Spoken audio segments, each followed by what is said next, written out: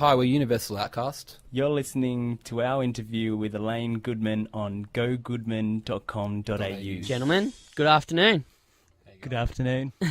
Welcome to Southern FM again. Stephen, you've been here quite a few times. Well, Yes. to the old studio. Oh, yes, back in Mentone. Good old days. Good old days back in Mentone. God, that was a lifetime ago. Back in my day. And so you've come in on my shows as Stephen Reinhardt before, just by yourself. I think you may have come in as Rhino as well. And the first question I want to ask you is, for lack of a better term, you've kind of reinvented yourself again with Universal Outcast. And you've been, as I mentioned, you've been on my shows a few times. What drew you to reinvent yourself as a band and as Universal Outcast? Why do you like this reinvention? I think it was because, I actually, a few times obviously have gone solo and stuff like that.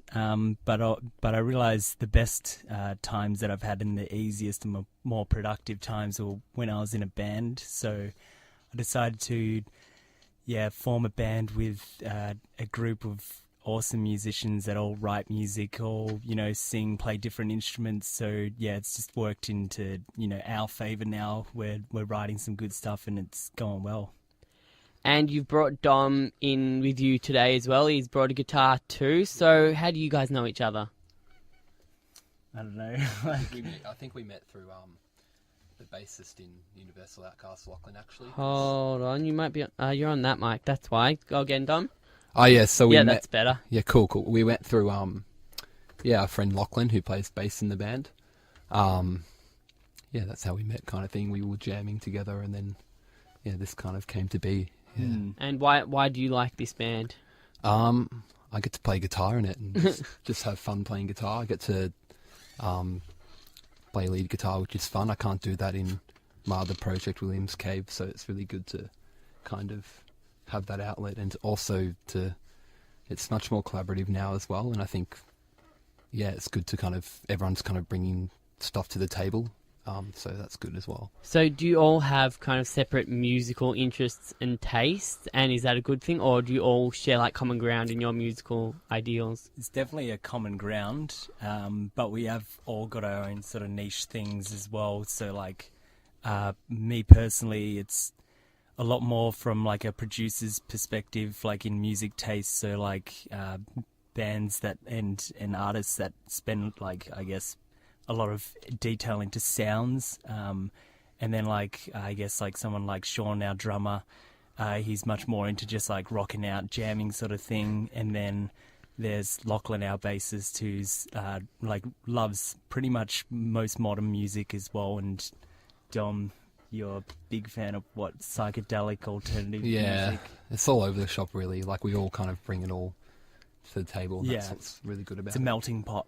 So is there a negative to that in that you all do have different ideas of what you want to be, or do you have a common goal? Do you have a common kind of theme as a band? Have you worked that out? Well, it probably took us like a solid year at least to finally realise what the band was actually doing, because as you said earlier, that it was another reinvention, like initiated by me, but like this time we've sort of like realised that like in order for it to really develop, like we have to make it more collaborative and stuff. So it works now that we know what we're doing. And on your website and on your press release that you sent me, you said your influences are Radiohead, Tame Impala, Muse, and Silverchair. And I know you're a huge fan of Silverchair. What have you specifically taken from Silverchair's image or music that you've kind of put into your own? I guess, kind of for this EP, idea. it's almost like a throwback to that time when I was a massive Silverchair fan. It's like, get that sort of, that grungy element that, they obviously had. So I think, that's what I've taken from the band. But, I wouldn't say much about image or anything like that, but definitely the music and the style that we sort of played, Do you miss them? Oh, yeah, but I got to wait for tomorrow if anything's going to happen. Oh, good one. Hey. What, there's there's a lot of soft pop, and you've always been kind of attracted to rock and roll, yeah? Yeah, Yeah, so, definitely, yeah. like, how do you kind of aim this genre at the kids of today? Because on the radio, there's a lot of pop, soft pop, and there's a lot of, like, club music with heavy beats and whatever you want to call it, bloody voice-altering technology and everything like that. How do you kind of aim your style towards the kids of today, if that's what you're trying to do? Yeah, I think this release is very much targeted towards people around the age of when I was writing it, so like age 17, 16, and like it's sort of like, in a sense, it is that that alternative / anti-mainstream kind of vibe about it. So yeah, I guess that's what what the release is trying to go for. Is trying to attract to those people that aren't interested in the dance music or stuff like that, or want to just listen to a live band or something like that. Yeah. Have you seen, you perform all over the place as well? Have you seen that there is a need for that? A need for an alternative? Yeah, well, I can see it, but like it's just a matter of cutting through all the acts in the industry to actually make a long-term sort of career or something out of it, which is the hard part, obviously. And your lead single, Alarm Clock, which I'm assuming you've prepared to play today? No, because that one's too intense to play. Okay. Yeah. All right, so we've got Wouldn't two work other songs. So I'll acoustically. ask you about Alarm Clock, because that's the one you've released so far, and then we can get into a song. The lead single, Alarm Clock, is about the transition from high school to adulthood, and you mentioned in your press release about some embarrassing moments in high school. All this fake media. Yeah. Some embarrassing moments in high school trying to find where you fit in. Can you pinpoint any specific moments? I think it was just being a bit cocky and arrogant back in the day, and then realizing as I got older that being rude to people, even if they understand jokes or something like that, is not really a good thing. So that was the regret that sort of led to the writing of that song. Yeah. So what group were you in? Were you in the sporty group? Were you in the no, just the Oh, I did start off in the sporty group. Yeah. Yeah. I don't know. Yeah, it was just a lot of artsy? There's an artsy group, or Yeah. there's just like there's a goth group. There's all different kinds of groups at schools. I definitely dabbled in all of them in a sense. Yeah, and I think I did go into a group that was just a bit negative, and I didn't really realize it at the time. But now I've sort of gravitated towards the artsy group, and that's my home pretty much. Yeah. No more sport. Oh, I love sport. I still do sport. Like get involved. It's good. Yeah. All right. Cool. Let's play a song. All right, sweet. Cool. So, do you want me to play? Do you want me to play a song first while you guys warm up? Oh yeah, that would Yes. be great. Yep. Okay. Cool. So Cheers. let's go into Yothu Yindi's Treaty, and we'll come back with Universal Outcast, and they're going to play their track No Cry. No Cry here on 88.3 Southern FM. You are listening to the Elaine Gogoodman Show. Welcome back to the Elaine Gogoodman Show. Universal Outcast are now playing No Cry here on the Elaine Gogoodman Show, 88.3 Southern FM. Take it away, guys. Thank you.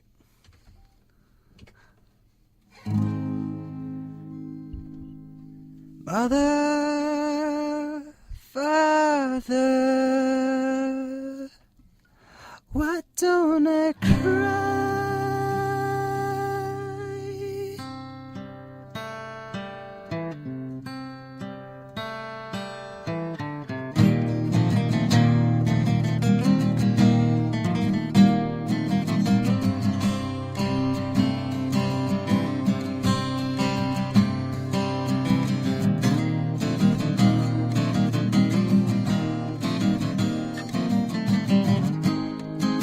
Tracing back further, shaking my nerves out.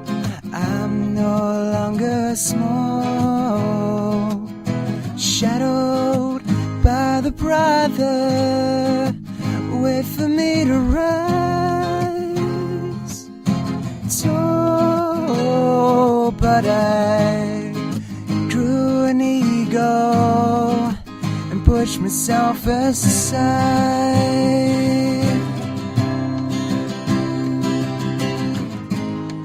Fooled by false pride, I let sensitivity hanging dry.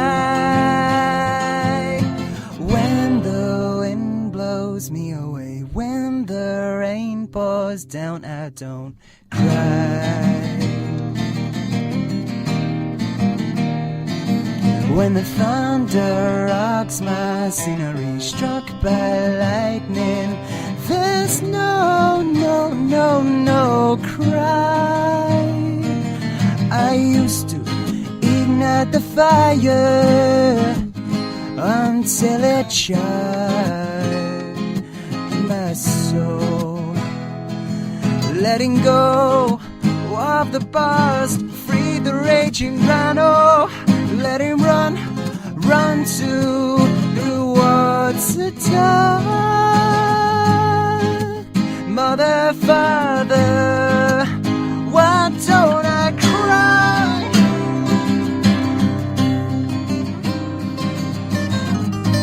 The storm brews within, but there's a drought in my eyes. When the wind blows me away, when the rain pours down, I don't cry. When the thunder rocks my scenery, struck by lightning, there's no cry. When the wind blows me away, all pouring down again,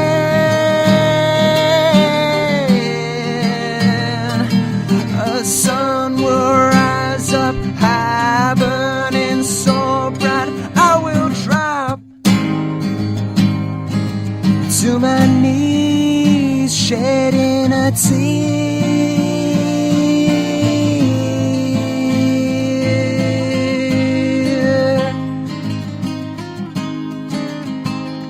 I can cry,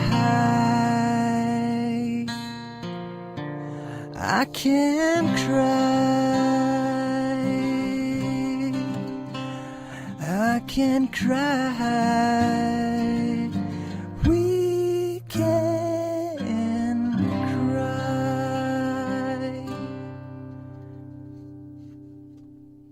That was awesome, guys. Thank you. There we go. There we go. There we go. There we go. Stop it. Oh, they're getting louder. Oh no, guys, settle down. We'll be back right after this on the Elaine Gogoodman Show, 88.3 Southern FM with Universal Outcast. Southern FM. The sounds of the Bayside. Welcome back to the Elaine Gogoodman Show on 88.3 Southern FM. We're here with Universal Outcast, and they just played their new track, No Cry, from their self-titled EP.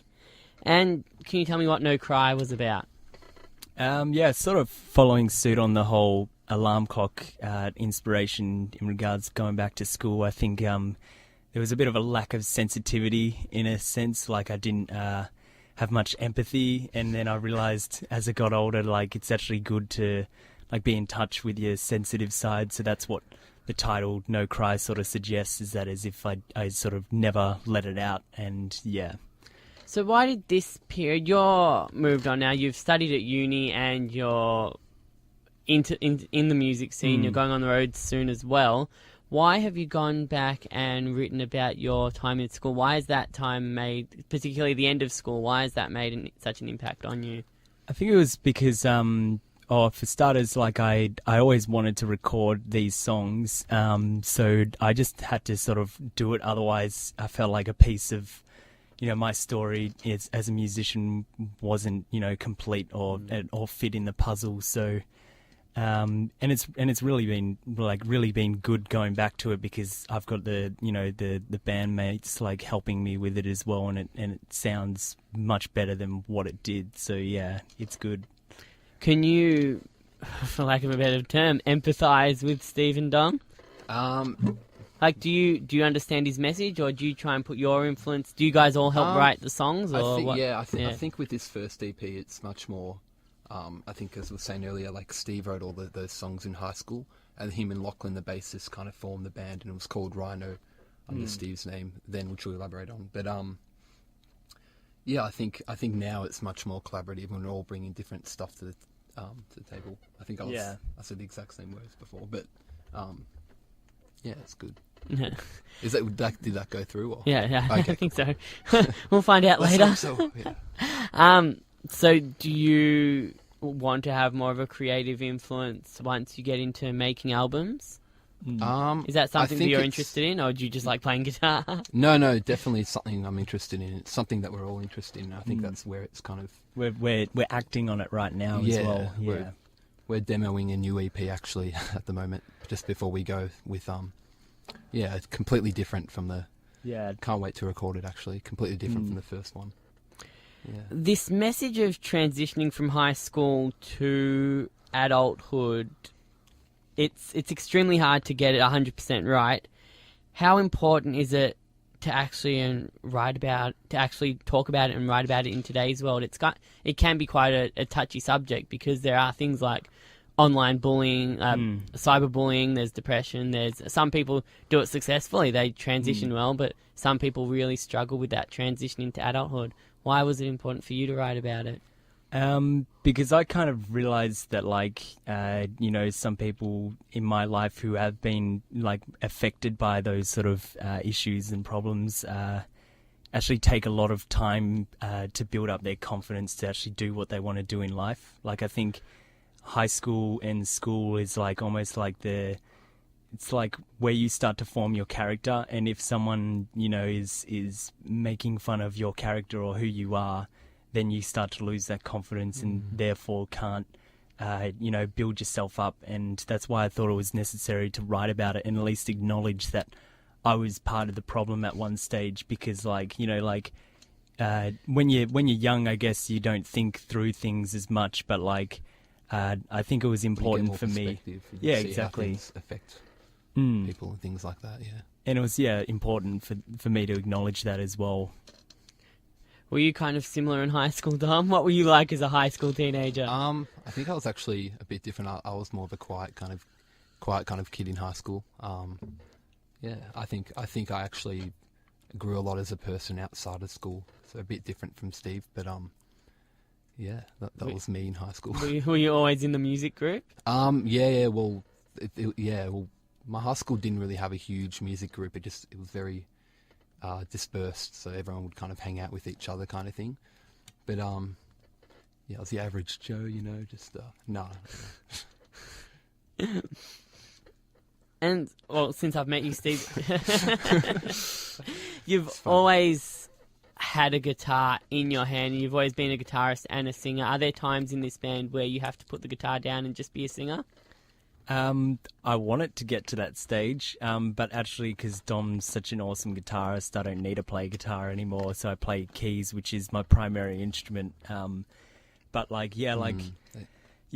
would love to just completely drop all instrumentation and just just sing. Really? Because you see guys on shows like The Voice or X Factor or whatever. They say they feel naked if they don't play an instrument, if they're not playing an instrument when they're on stage. So you're completely opposite. It is comforting having an instrument there, because then it's less emphasis on what you're singing or singing about. So I think, but I also have done stuff like musicals and stuff like that, where your body is so important on the stage, and as part of stage performance, it's important to really give to the audience. Otherwise, you're not really an entertainer. You're just standing there or doing something, making noise. and you said you don't really like people focusing on your lyrics. Oh yeah, well, especially for this first EP, as I said, young mind and not really the most intelligent at the time. So yeah. What's going to make Universal Outcast stand out? When people think about Universal Outcast, what terms or phrases do you want them to think of? Are you always going to be one that's aimed at kind of breaking out of teenagehood and going into adulthood, or do you want to No, I move wouldn't that think image so. up eventually? Yeah, this EP is very much like a comet that's just going to burn out and dissipate in a few months, just because we already are like moving on anyway.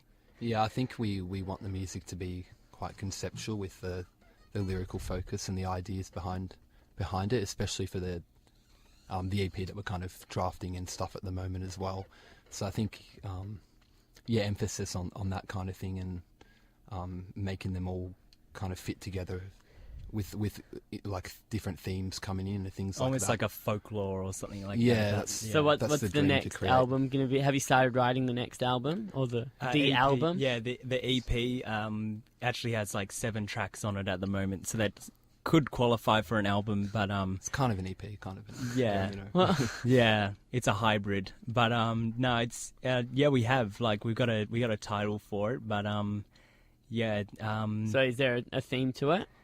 it is kind of very dark. It's about like I don't know. I feel like I feel weird because we should be talking about the first EP, but I don't know. But it's more exciting. It's That's for acknowledging sure. other emotions Yeah. as well, which is a good thing. Well, in fairness, we have talked about the first EP. Yeah, exactly. Yeah, And you're of about course. to play another song from it. Do you need a quick song to warm up? No, we should be all right. Yeah. Go straight into it? This one's actually more of an uplifting one, so And ironically, it's called Grounded. Yes. I love the irony. Whenever you're ready, guys.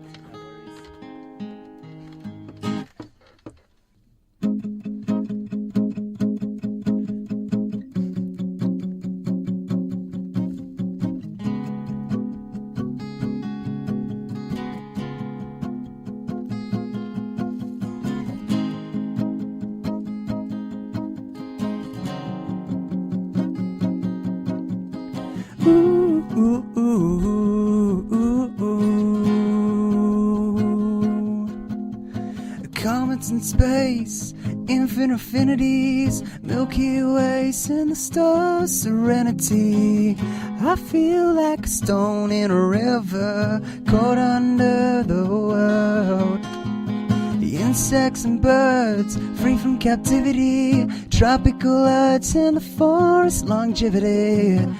I feel like a stone in a river, caught under the main street.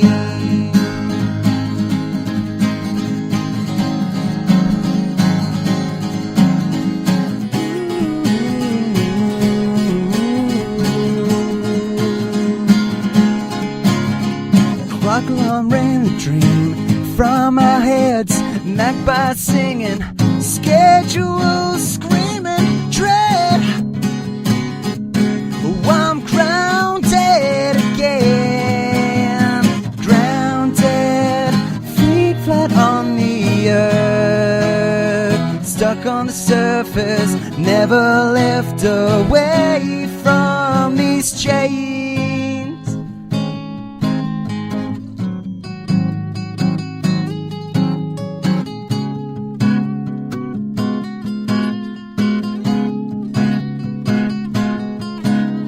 Lot going on inside my mind. Gotta face these problems, but caught up all the time. Oh, wish me well when this concrete jungle turns to hell. Oh, grounded, feet flat on the earth, stuck on the surface, never lift away from these chains.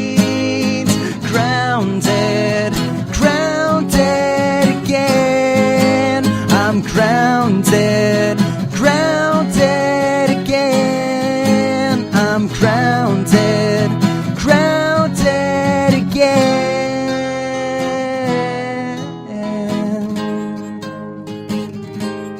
Society, it left me when I chose to know.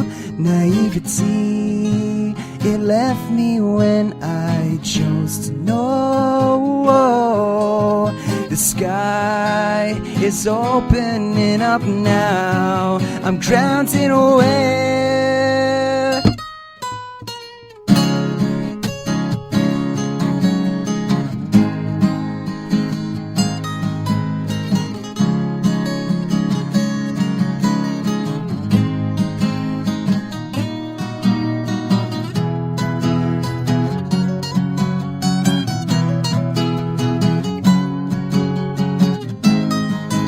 I'm grounded, grounded again. Oh, I'm grounded, grounded again. I'm grounded, grounded again. Oh, I'm grounded, grounded.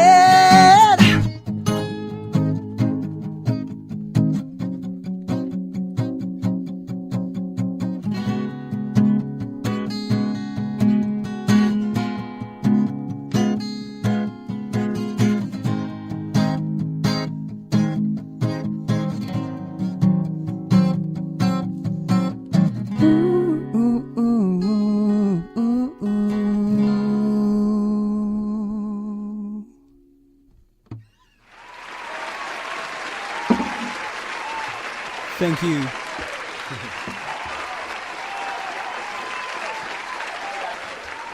Should I leave it for the full 25 seconds? Oh, you're too kind. Thank you. One more time. Yeah, okay. That's Settle enough. down, Settle settle down. So, what's Grounded about? That's a bit more of an uplifting song, even for when like parents ground you. Oh, yeah. Well, yeah, a lot of people probably think that it is sort of like about the whole being grounded by parents, but it's more so about like quite literally like finding your feet, you know, just like trying to create like a foundation for yourself before you start lifting off into your own ego or, you know, alternative reality. Alright, so we'll be back right after the break with Universal Outcast, and we've got a little bit more to talk about before they can go home. You're listening to the Elaine Gogoodman Show, 88.3 Southern FM at 21 minutes to 3.